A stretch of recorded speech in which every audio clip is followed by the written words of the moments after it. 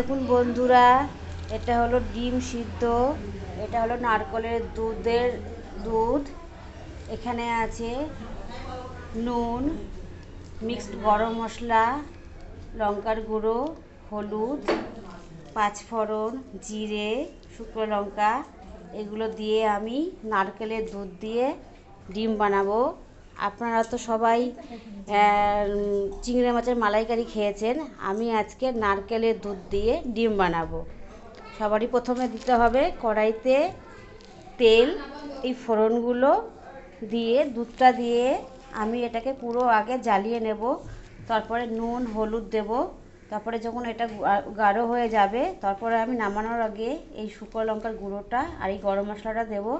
আর এই ডিমগুলো আছে ভেজে রেখে দেবো। ভাজা ডিমগুলোকে আমি যখন আধা আধি হবে তখন আমি এটাকে দেব, বাকিটা আমি পরে দেখাবো। আপনি নারকেলের দুধটা দেওয়ার সাথে সাথে নাড়া দেবেন, নাহলে অনেক সময় এটা ফেটে যায়। নাড়তেই থাকবেন।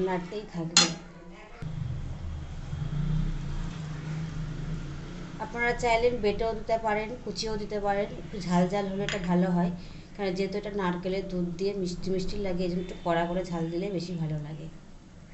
আমি এবার ডিমগুলো দিয়ে দেব ওখানে।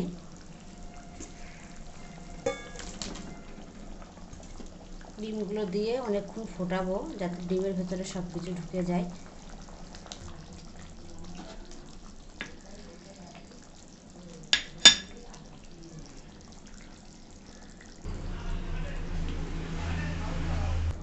দেখুন বন্ধুরা, এটা পুরো গাঢ় হয়ে গেছে।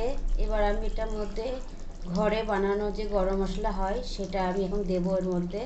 এটা আরও কালার সুন্দর হবে আর তেলটা আরও সুন্দর ছেড়ে যাবে।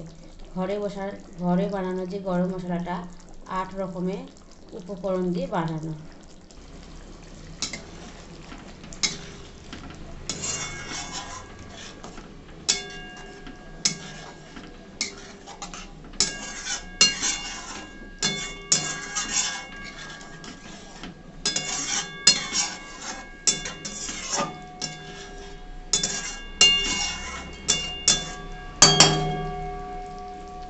গরম মশলার গুঁড়োটা দিয়ে আমি জাস্ট 2-1 মিনিট ফোটাবো। ফুটিয়ে এটাকে ঢাকনা দিয়ে 5 মিনিটের জন্য বন্ধ করে দেব।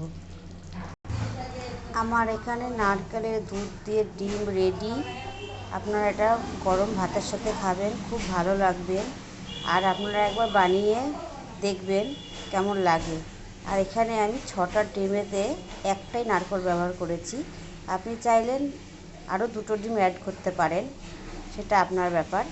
কিন্তু একটা মিডিয়াম নারকেল, বড় সাইজের মিডিয়াম নারকেল হলে একটা নারকেলে দুধ দিয়ে 4-5-6-7টা ডিম আপনারা করতে পারবেন।